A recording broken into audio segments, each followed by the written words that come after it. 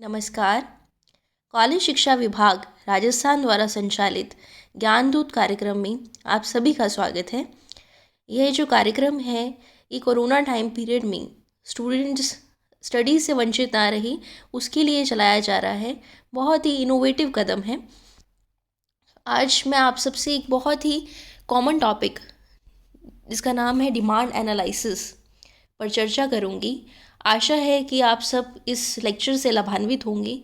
मैं पूरी कोशिश करूंगी कि आप सबको इस लेक्चर के माध्यम से मांग विश्लेषण की पूरी जानकारी दे पाऊँ। डिमांड एनालिसिस, चलिए शुरू करते हैं। मांग की अवधारणा। पहला जो कंसेप्ट है कि मांग कहते किसे हैं। आप जनरली ये मान लिया जाता है, स्टूडेंट्स ये कहते हैं कि हमने बाज़ार में जाकर कोई चीज़ मांगी तो वो हमारी मांग है। लेकिन अर्थशास्त्र की परिभाषा में, अर्थशास्त्र में मांग जो है उसके अलग मायने हैं। अर्थशास्त्र में कोई भी चीज़ पैसे के बिना नहीं होती। आप बाज़ार जा रहे हैं, आपने कुछ मांगा लेकिन आपके जेब में पैसा नहीं है तो वो आपकी मांग नहीं बनेगी। अर्थशास्त्र में हर चीज़ के लिए, चाहे वो मांग है, पूर्ति है, पैसे का होना अनिवार्य है। तो मांग क्या होती है? मांग की अवधारणा किसी वस्तु के लिए, मांग वस्तु को खरीदने की वह इच्छा है। मांग क्या है? किसी वस्तु को खरीदने की वह इच्छा है जिसके पास पर्याप्त क्रय शक्ति है और धन खर्च करने की तत्परता है। देखिए, मांग तभी बनेगी जब आपके पास प्रॉपर परचेजिंग पावर है और धन खर्च करने की तत्परता है। आपकी जेब में पैसा है और पैसा लगाने की इच्छा है। देखिए, कई बार क्या होता है कि कुछ लोग कंजूसी प्रवृत्ति के होते हैं। उनके पास पैसा होता है लेकिन वो पैसा लगाने की इच्छा नहीं रखते। मान लीजिए कि आपकी कोई कार की इच्छा है और आपके पास पैसा भी है लेकिन आप में इतनी हिम्मत नहीं है कि वो पैसा खर्च कर पाए, वो आपकी मांग नहीं बनेगी। मांग के लिए क्या चाहिए? विलिंगनेस चाहिए। विलिंगनेस यानी इच्छा चाहिए प्लस एबिलिटी टू परचेज, और वो योग्यता चाहिए जिससे आप खरीद सके। यानी पैसा भी चाहिए और पैसा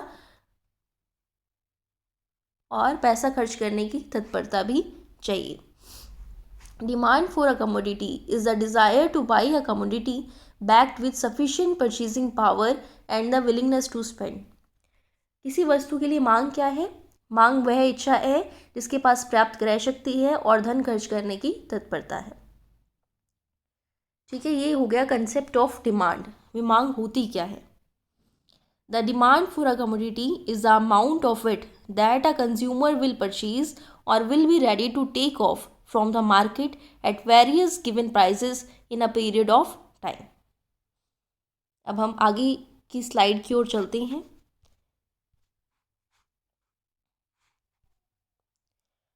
नेक्स्ट कंसेप्ट है कि मांग तथा मांगी गई मात्रा।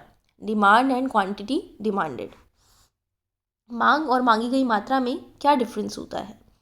मांग से तात्पर्य एक वस्तु की विभिन्न संभव कीमतों पर खरीदी जाने वाली विभिन्न संभव मात्रा से है। देखिए, ये छोटे छोटे जो कंसेप्ट हैं ये पूछे जाते हैं एग्ज़ाम्स में। आप देखेंगे तो मांग विश्लेषण पर बहुत सारे टॉपिक आते हैं। छोटे छोटे 2-2 मार्क्स के क्वेश्चंस पूछ लेते हैं आपसे, 7 मार्क्स का क्वेश्चन आ जाता है। तो छोटी छोटी बातें हमें ध्यान होनी चाहिए कि मांग क्या है और मांगी गई मात्रा क्या है। मांग से तात्पर्य एक वस्तु की विभिन्न संभव कीमतों पर खरीदी जाने वाली विभिन्न संभव मात्रा से है, और इसके विपरीत मांगी गई मात्रा से अभिप्राय उस विशेष मात्रा से है जो वस्तु की विशेष कीमत पर खरीदी जाती है। जब क्वांटिटी डिमांडेड की बात करते हैं तो स्पेसिफिक प्राइस की बात करते हैं। किसकी बात? स्पेसिफिक प्राइस की बात करते हैं। और जब मांग की बात करते हैं तो विभिन्न कीमतों की बात करते हैं। ये डिफरेंस है दोनों में। ठीक है, मैंने ये पीपीटी इंग्लिश और हिंदी दोनों में बनाई है ताकि स्टूडेंट्स जो इंग्लिश मीडियम की हैं वो भी लाभान्वित हो सके और जो हिंदी मीडियम की हैं वो भी लाभान्वित हो सके।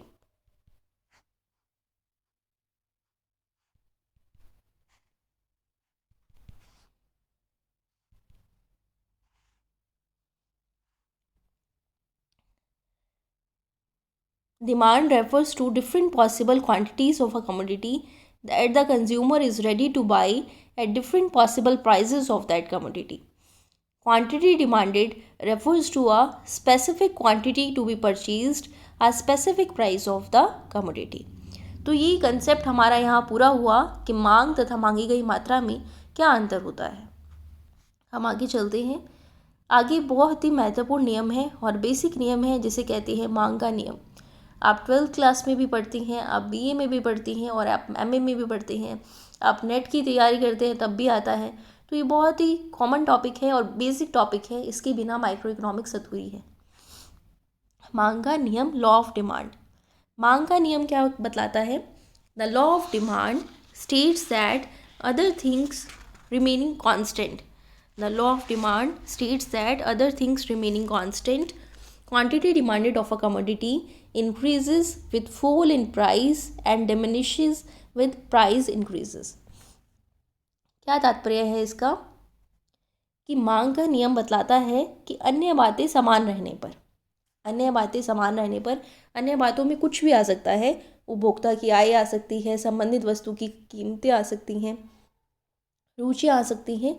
अन्य बातें समान रहने पर किसी वस्तु की मांगी गई मात्रा तथा कीमत के मध्य विपरीत संबंध होता है। किसी वस्तु की जो मांगी गई मात्रा है और कीमत के बीच कैसा रिलेशन होता है? विपरीत संबंध होता है। कीमत अगर बढ़ती है तो मांगी गई मात्रा कम होती है, कीमत अगर कम होती है तो मांगी गई मात्रा बढ़ती है। ये रिलेशन है किसका? कीमत और मांगी गई मात्रा के बीच में। दोनों के बीच में विपरीत संबंध होता है। कीमत जैसे जैसे बढ़ेगी तो मांगी गई मात्रा कम होगी और कीमत कम होगी तो मांगी गई मात्रा बढ़ेगी। इन दोनों के बीच में उल्टा रिलेशन होता है। कब? जब अन्य बातें समान रहती हैं, other things remaining constant, when other things remaining constant. ये है मांग का नियम। अब देखिए, एक डिमांड शेड्यूल यहाँ बनाया गया है, मांग अनुसूची कहते हैं इसे। मांग अनुसूची क्या होती है, इस पे भी मैंने एक स्लाइड बनाई है अलग से। लेकिन मांग के नियम में मांग अनुसूची का क्या रोल है, यहाँ ये देखते हैं।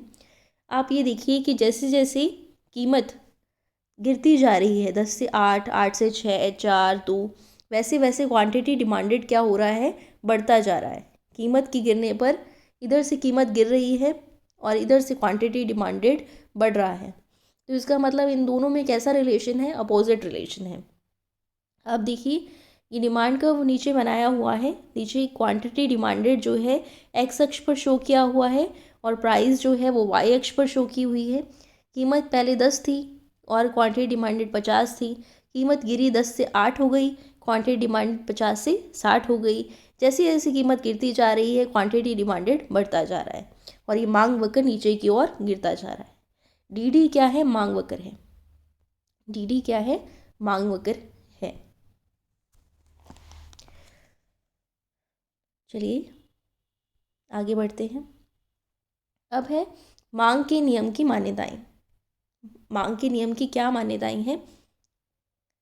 देखिए, मांग के नियम की मान्यताओं में जैसे हमने मांग का नियम पढ़ा कि अन्य बातें समान रहने पर, तो वो सभी अन्य बातें मांग के नियम की मान्यताओं में आ जाती हैं।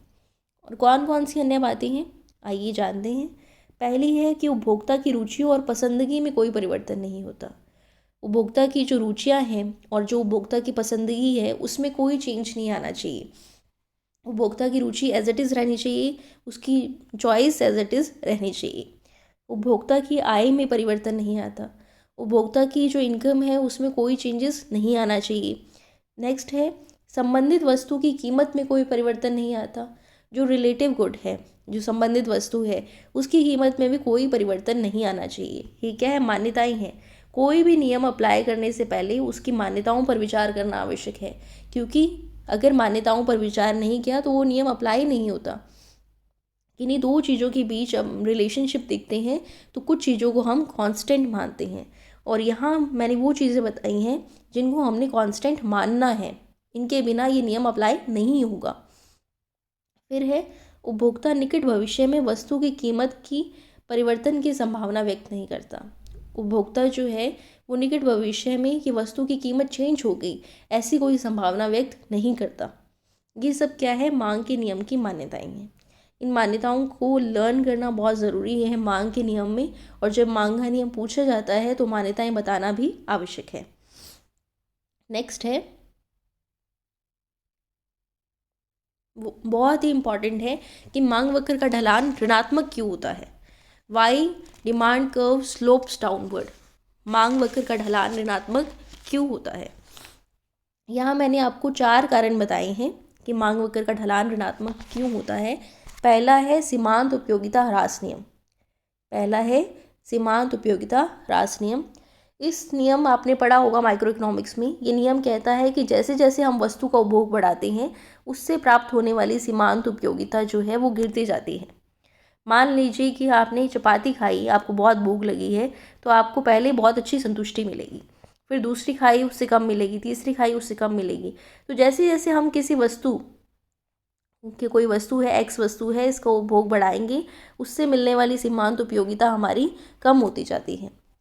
सीमांत उपयोगिता कम होती है तो हम उस वस्तु के लिए, दोबारा सुनिए, हम उस वस्तु के लिए पहले के मुकाबले कम रुपए देने के लिए तैयार होते हैं। जितनी सीमांत उपयोगिता होगी उतने ही तो हम रुपए देंगे। मान लीजिए पहले हमें बहुत भूख लगी है, हमें चपाती दिखी, तो हम कहते हैं कि कितने भी रुपए ले लो, हमें चपाती दे दो। जैसे जैसे हमारी भूख शांत होती है तो हम उस चपाती के लिए कम रुपए देने के लिए तैयार होते हैं। इसीलिए कहते हैं कि जैसे जैसे क्वांटिटी बढ़ाते हैं हम, कीमत क्या होती है, गिरती जाती है। कीमत और क्वांटिटी में कैसा रिलेशन है, ऋणात्मक संबंध पाया जाएगा। जैसे जैसे क्वांटिटी बढ़ती जाएगी, कीमत गिरती जाएगी, और मांग वक्र का जो ढलान है वो क्या होगा, ऋणात्मक होगा। दूसरा है आय प्रभाव। दूसरा क्या है, आय प्रभाव। आय प्रभाव का मतलब यहाँ पर रियल इनकम से है। आय प्रभाव का मतलब क्या है, यहाँ पर रियल इनकम से है। मान लीजिए किसी वस्तु की कीमत कम होती है, किसी वस्तु की कीमत कम होती है। कोई वस्तु 100 रुपये की थी, अब वो वस्तु 80 रुपये की हो गई, तो उपभोक्ता के पास 20 रुपये एक्स्ट्रा बच गए। उपभोक्ता के पास 20 रुपये एक्स्ट्रा बच गए, यानी उपभोक्ता की वास्तविक आय में वृद्धि हो गई। कोई वस्तु सस्ती हो जाती है तो उपभोक्ता की वास्तविक आय में वृद्धि हो जाती है। वास्तविक आय में वृद्धि होती है तो क्या होता है, वो पहले के मुकाबले ज़्यादा वस्तुएं खरीदने में सक्षम होता है। पहले वो एक ही वस्तु खरीद रहा था 100 रुपये में, अब 20 रुपये और बच गए, तो वो उस वस्तु से रिलेटेड कुछ और भी खरीद सकता है। तो आय प्रभाव का क्या मतलब है, रियल इनकम से है। Change in the price of a commodity causes are change in the real income of the consumer. Consumer की रियल इनकम में चेंज हो जाता है। Real income is that income which is measured in terms of goods and services. Real income को कैसे मापते हैं, goods और सर्विसेज के संदर्भ में मापा जाता है। With fall in price real income increases. जैसे ही प्राइस कम होता है रियल इनकम बढ़ जाती है, और रियल इनकम के बढ़ने से हम उस वस्तु की ज़्यादा मात्रा खरीदने में सक्षम होते हैं। इसलिए कहते हैं कि कीमत गिरती है तो क्वांटिटी डिमांडेड बढ़ती है। कीमत गिरती है तो क्वांटिटी डिमांडेड बढ़ती है। नेक्स्ट है प्रतिस्थापन प्रभाव, इंग्लिश में कहते हैं substitution effect. Substitution effect refers to substitution of one commodity for the other when it becomes relatively cheaper। जब एक वस्तु जो है वो सस्ती हो जाती है, मान लीजिए चाय और कॉफ़ी है, एक्स जो है वो चाय है, चाय सस्ती हो गई, तो जो कॉफ़ी पीने वाले लोग हैं, ये पी वाई, कॉफ़ी की कीमत उतनी है, कॉफ़ी पीने वाले लोग क्या पियेंगे, चाय पियेंगे, तो क्वांटिटी ऑफ एक्स क्या हो जाएगी, बढ़ जाएगी। प्रतिस्थापन प्रभाव के कारण कि कीमत कम होने पर क्वांटिटी ऑफ एक्स ये बढ़ जाती है, यानी मांग वक्र का जो ढलान है वो कैसा होगा, ऋणात्मक होगा। हमें सिर्फ यही तो प्रूव करना है कि कीमत गिरने पर क्वांटिटी डिमांडेड क्यों बढ़ता है। तो कीमत जैसे ही गिरेगी क्वांटिटी डिमांडेड बढ़ जाएगा और मांग वक्र का ढलान ऋणात्मक हो जाएगा। नेक्स्ट है उपभोक्ता समूह का आकार। उपभोक्ता समूह का आकार, जब किसी वस्तु की कीमत कम होती है, मान लीजिए चने हैं, जैसे चने हैं, चने पहले मनुष्य ही खा रहे थे और उस चने की कीमत बहुत अधिक थी, लेकिन जैसे ही चने की कीमत कम होती है तो घोड़े भी खाना शुरू कर देते हैं। मतलब हम सब्स्टिट्यूट कर रहे थे घोड़ों के लिए भी, घोड़ों को चने ना खिलाएं, लेकिन चने की कीमत कम होने से घोड़ों ने भी खाना शुरू कर दिए। इसका और भी एग्जाम्पल ले सकते हैं, घी है, घी की देसी घी है, उसकी कीमत ज़्यादा है, तो कुछ लोग ही देसी घी उपयोग कर रहे थे जिनका इनकम लेवल अच्छा है, और जिनका इनकम लेवल अच्छा नहीं है वो डालडा घी यूज़ कर रहे थे। जैसे ही देसी घी की कीमत कम हुई तो सभी लोग जो देसी घी यूज़ करना चाहते थे उन्होंने देसी घी यूज़ करना शुरू कर दिया। कीमत कम होने से उसकी क्वांटिटी ऑफ एग्स क्या हो जाएगी, बढ़ जाएगी, क्योंकि उपभोक्ता समूह का आकार भी बढ़ जाएगा। जो लोग उस वस्तु को उपयोग में नहीं ले पा रहे थे वो भी उस वस्तु को उपयोग में ले पाते हैं। तो ये कारण हुआ कि मांग वक्र का ढलान ऋणात्मक क्यों होता है। बहुत ही इंपॉर्टेंट टॉपिक था। 4 चीज़ें हमें इसमें बताएंगे: सीमांत उपयोगिता ह्रास नियम, आय प्रभाव, प्रतिस्थापन प्रभाव और उपभोक्ता समूह का आकार। इन चारों के कारण मांग वक्र का ढलान ऋणात्मक होता है। फिर नेक्स्ट भी इम्पॉर्टेंट है कि मांग के नियम के अपवाद क्या क्या है।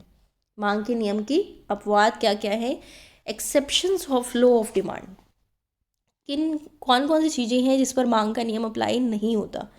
पहला है प्रतिष्ठा सूचक वस्तुएं, जिसे कहते हैं आर्टिकल ऑफ डिस्टिंक्शन।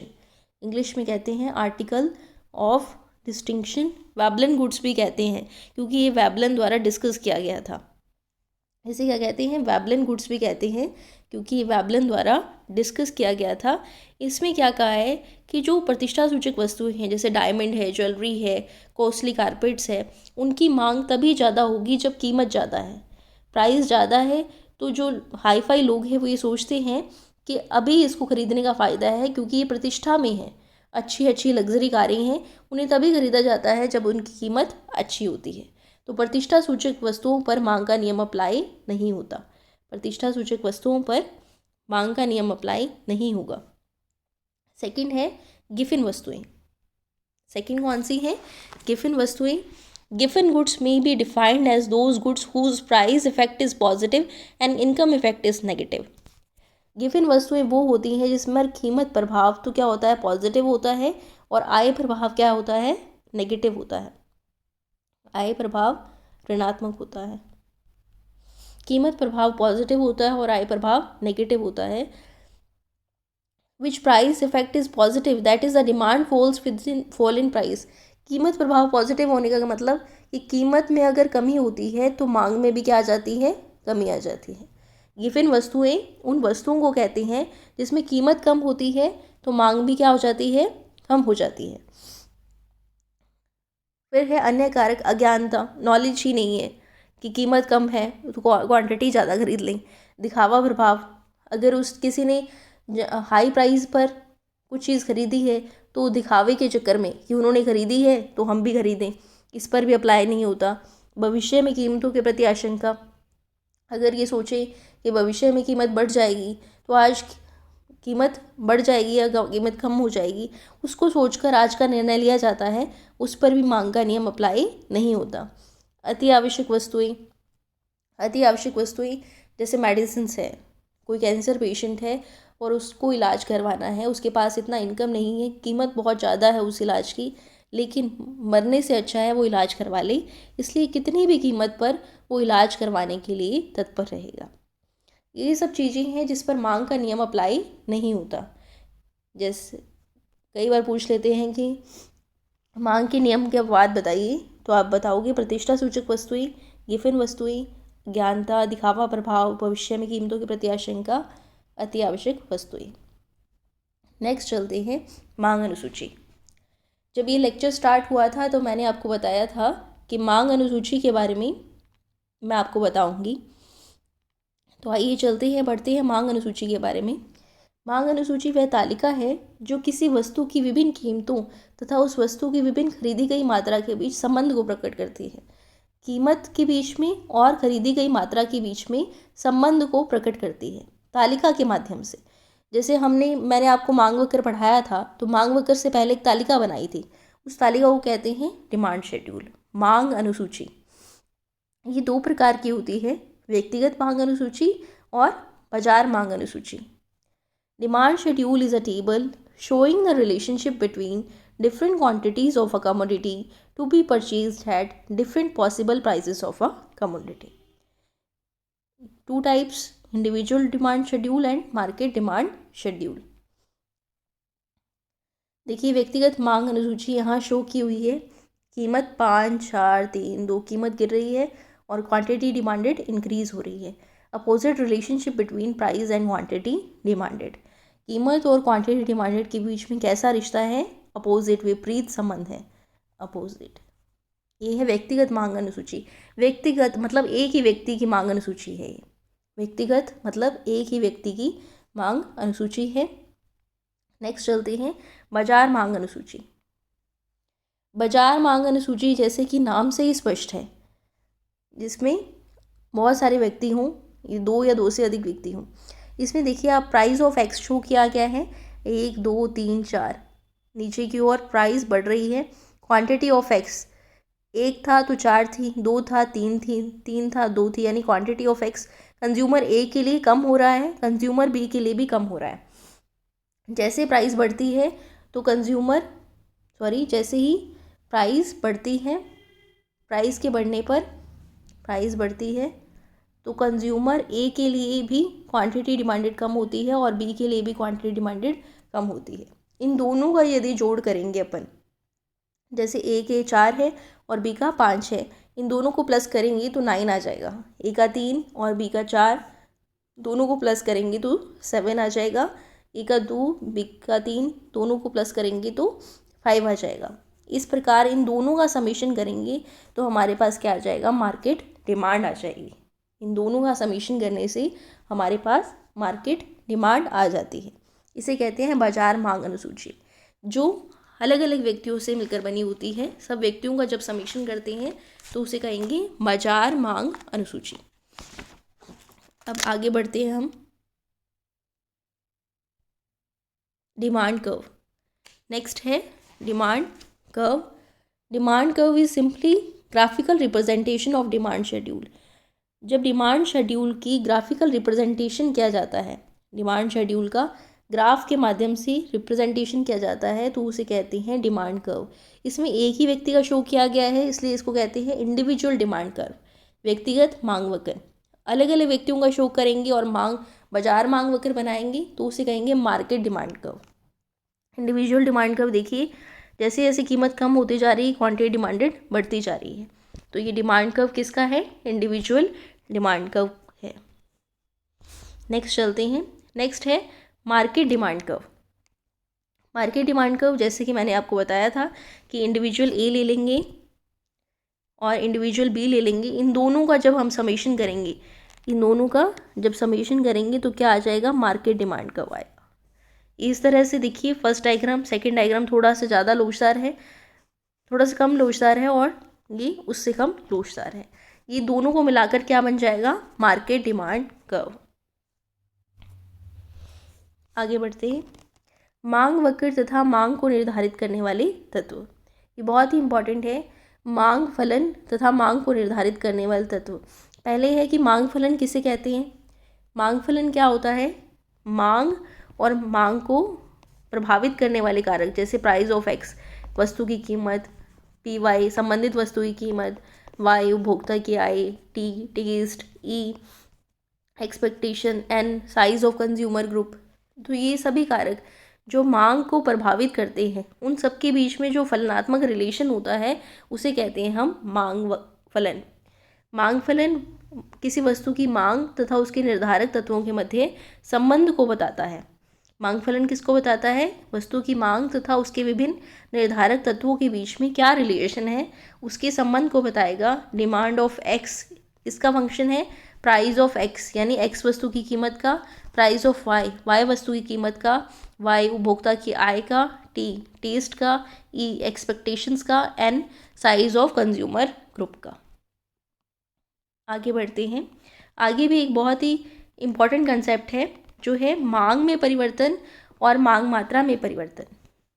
क्या होता है? मांग में परिवर्तन क्या होता है और मांग मात्रा में परिवर्तन किसे कहते हैं? सबसे पहले हम देखते हैं कि मांग में परिवर्तन क्या है और मांग वक्र पर संचलन किसे कहते हैं। एक ही बात है, मांग में परिवर्तन, मांग मात्रा में परिवर्तन होना और मांग वक्र पर संचलन होना। मांग मात्रा में परिवर्तन केवल कीमत में परिवर्तन के कारण आता है। बहुत ही इम्पॉर्टेंट है, कई बार एग्जाम से पूछा जाता है कि क्या फ़र्क है मांग में परिवर्तन का और मांग मात्रा में परिवर्तन का। जब मांग मात्रा परिवर्तित होती है तो केवल किसके कारण होती है? कीमत के कारण होती है। मांग मात्रा में परिवर्तन केवल कीमत के कारण आता है, जबकि अन्य कारक स्थिर रहते हैं। बाकी सभी कारक क्या रहेंगे? स्थिर रहेंगे। इसे दो भागों में बांटा जाता है, मांग का विस्तार और मांग का संकुचन। मांग मात्रा में परिवर्तन केवल और केवल किसके कारण आता है? QX is the function of PX। केवल कीमत में परिवर्तन के कारण आता है, बाकी सभी तत्व क्या रहते हैं? स्थिर रहते हैं। अब हम इसका डायग्राम देखते हैं। डायग्राम देखिए आप सब। इसके डायग्राम में क्वांटिटी ऑफ एक्स अक्ष पर शो किया है और प्राइस ऑफ एक्स वाई अक्ष पर शो किया है। देखिए पहले 12 था प्राइस, तो क्वांटिटी 40 थी। पहले 10 थी प्राइस, तो क्वांटिटी 55 थी। 10 से कम होकर 7 हुई तो क्वांटिटी 75 हो गई। इसे कहेंगे extension along the demand curve, मांग वक्र का विस्तार। क्या कहेंगे? मांग वक्र का विस्तार। फिर प्राइस 10 से 12 हुई तो क्या हो गया? Contraction along the demand curve. Quantity हमारी कम हो गई ना प्राइस बढ़ने से, तो मांग वक्र का क्या हो गया? संकुचन हो गया। जैसे क्वांटिटी प्राइस बढ़ी तो क्वांटिटी कम हो गई, इससे मांग वक्र का संकुचन हो गया। इसे कहेंगे contraction along the demand curve. दो कंसेप्ट है, extension along the demand curve, कीमत की गिरने से मांग मात्रा जब बढ़ती है, ए से बी जब जाता है तब ये एक्सटेंशन हो गया, और ए से सी जब जाता है तब ये कॉन्ट्रैक्शन हो गया। नेक्स्ट है मांग में परिवर्तन अथवा मांग वक्र का खिसकाव। मांग में परिवर्तन और मांग वक्र का खिसकाव, इसमें क्या होगा कि वस्तु की कीमत के अतिरिक्त अन्य तत्वों में परिवर्तन होगा। कीमत तो क्या रहेगी? कांस्टेंट रहेगी। अन्य तत्व, चाहे वो संबंधित वस्तु की कीमत है, उपभोक्ता की आय है, इनमें चेंजेस आएगा। तो किस में? क्वांटिटी डिमांडेड में चेंज आएगा। इसे भी हम दो भागों में बांटेंगे, मांग में वृद्धि और मांग में कमी। मांग में वृद्धि और मांग में कमी। अब आप यहाँ देखिए, क्वांटिटी डिमांडेड को एक्स अक्ष पर शो किया गया है और प्राइस को वाई अक्ष पर शो किया गया है। पहले डिमांड कर्व DD था। डिमांड कर्व क्या है? DD। ये क्वांटिटी है और ये प्राइस है। मान लीजिए कि उपभोक्ता की आय बढ़ गई, वाई को उपभोक्ता की आय कह रही हूँ। उपभोक्ता की आय बढ़ गई, उपभोक्ता की आय बढ़ने पर डिमांड कर्व आगे की ओर शिफ्ट हो गया। पहले DD था, अब D1 हो गया, क्योंकि कीमत तो कांस्टेंट है। ये जो डिमांड कर्व आगे की ओर बढ़ा, मांग में वृद्धि हुई, ये किसके कारण हुई है? उपभोक्ता की आय के कारण हुई है। बाकी सभी तत्व क्या है? कांस्टेंट है। अब इसी तरह से उपभोक्ता की आय बढ़ने की बजाय उपभोक्ता की आय कम हो गई, तो मांग वक्र पीछे की ओर खिसकेगा। ये D0 हो जाएगा, जैसे इस डायग्राम में दिखाया गया है। ये यहाँ ये जो साइन है ये मांग में कमी को शो करेगा, और ये जो साइन है ये मांग में वृद्धि को शो करेगा। DD से D1 होना मांग में वृद्धि बताएगा, और DD से D2 होना मांग में कमी बताएगा। इसे कहते हैं मांग वक्र का खिसकाव। मांग वक्र DD से D1 पूरा हो गया, मांग वक्र शिफ्ट ही हो गया, और इसे खिसकाव में भी मांग में वृद्धि हुई है और पीछे की ओर मांग में कमी हुई है। जब मांग मात्रा में परिवर्तन आता है तो मांग वक्र का विस्तार और संकुचन होता है, और जब मांग में परिवर्तन आता है तो मांग में वृद्धि और कमी होती है। तो आज का ये जो लेक्चर था वो इतना ही, जिसमें हमने पढ़ा कि मांग क्या होती है, मांग फलन क्या होता है, मांग नियम क्या है, मांग में और मांग की मात्रा में अंतर क्या है। डिमांड एनालिसिस का ये जो चैप्टर है ये आप लोग स्टडी कीजिए। कुछ कंसेप्ट समझ में नहीं आए तो आप कमेंट सेक्शन में भी डाल सकते हैं। आशा है कि आप सभी इस वीडियो से लाभान्वित हुए होंगे। Thank you.